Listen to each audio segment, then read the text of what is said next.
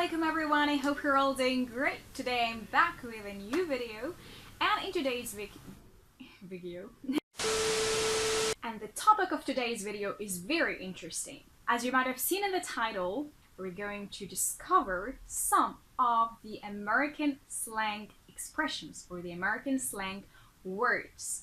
And probably you might be wondering, why have I decided to talk about American slang? Well, the reason is when you travel, when you go abroad, sometimes you might find yourself having troubles understanding native speakers. And the reason is because native speakers do not speak formally. They use slang expressions, slang words in their daily conversations. So in order to help you out there with understanding native speakers, I have decided to make a video about this topic. And probably this will become a series of videos, okay? So the first expression we have is 24/7, which means all the time, always available. Like for example, if I tell you, this store is open 24/7, that means it's open 24 hours, 7 days a week. Or I can tell you, I'm on my phone 24/7. So this is an exaggeration, of course. It's not like I don't sleep, I don't eat, I don't do anything, I don't study, I don't work. But I spend most of my time on my phone.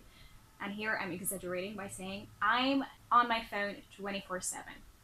What about you? What's that thing that you do 24/7? Write in the comments below. I'd like to know. Now we move on to a very, very beautiful word, and it is ace. To ace can be a verb and a noun. So let me give you an example where ace is a verb. I've been preparing for this test for a whole week. I'm gonna ace it. So what do we mean by ace as a verb? Try to guess the meaning. I'm not gonna say it. Well, I will say it after all, but try to give it a try. What does it mean? To ace means to do something very well, okay? Now you got that slang word, to ace. Now we move on to ace as a noun. For example, I tell you, when it comes to fashion, she's the ace. She's the ace. Or I tell you, he's the ace of maths. He's the ace of maths. That means he's really an expert in that particular area. Okay, great. As we're still talking about education, we've got this expression, all-nighter. What does this mean?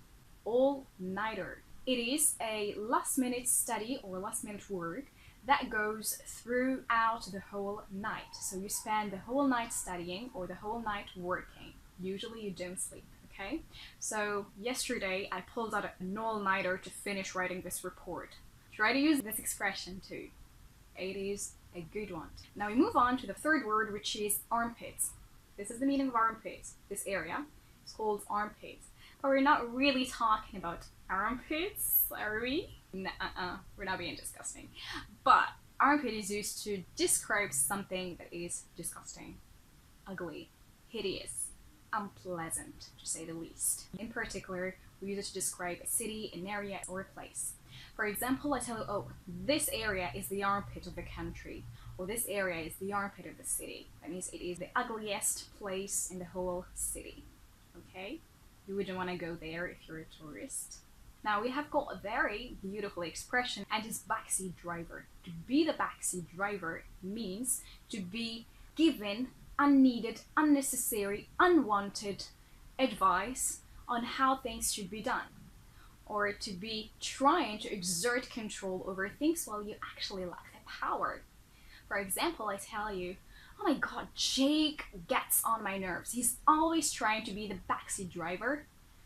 So he's always giving me unwanted, unnecessary pieces of advice. And this annoys me.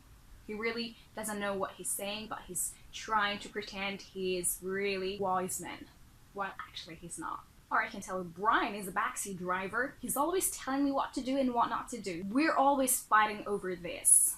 He really needs to chill out. Don't be a backseat driver, because people will hate you. You should also avoid badmouthing. So what does the expression to badmouth mean? To badmouth, that means to gossip and to talk negatively about somebody.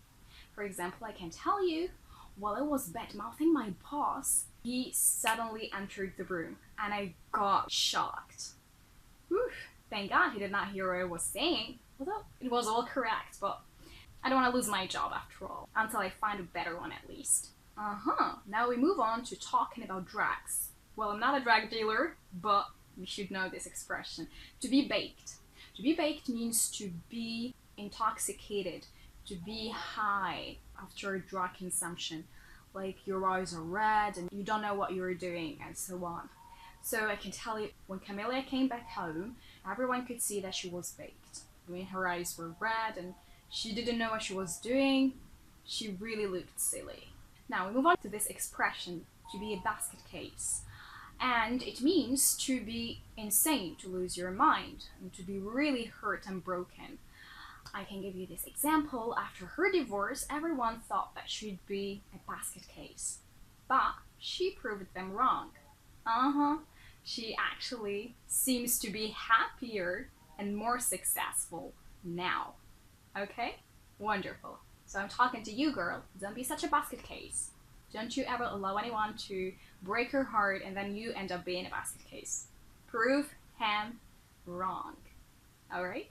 Now we move on. In Arabic, in our dialect, we say dakhaltu, dakhalti, whatever. In English, they've got a similar expression for jail or prison. They say big house. So, I can tell you, Chris got arrested and he was sent to the big house. He was such a loser and he committed so many crimes, so he really deserved that. Now, we've got this very, very beautiful abbreviation, BO. 2 letters. Literally, if you say this in Tunisia, nobody would understand what you're talking about unless they've watched this video or they know it from somewhere else. But if you say it in the States, everybody would be able to understand you. BO stands for body odor. Body odor. So if someone has got a terrible body odor, you can say, oh my god, he's got such a terrible BO. I'm about to pass out. And now a very, very confusing word. Don't get me wrong. It is this word. Okay, but we're not talking about real bats. But you should know that bats has got another meaning as a slang word. So here, if I tell you, oh my god, his house was such a mess when I entered. Everything was upside down and there were bats on the floor everywhere. What does bats mean? Well, it actually means the remains of cigarettes, okay? That's why I told you we're not talking about real bats. So if you really didn't know this meaning, you would have been confused. You enter the house and I tell you, oh my god, look at the floor, it's full of bats. And you look at the floor and you're like, sorry, I can't see any bats here. And I said, oh, okay, these are the bats. Clearly.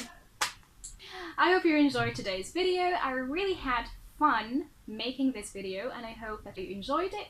Please, if you did, don't forget to like, share and subscribe to my channel. See you on my next video. Salam!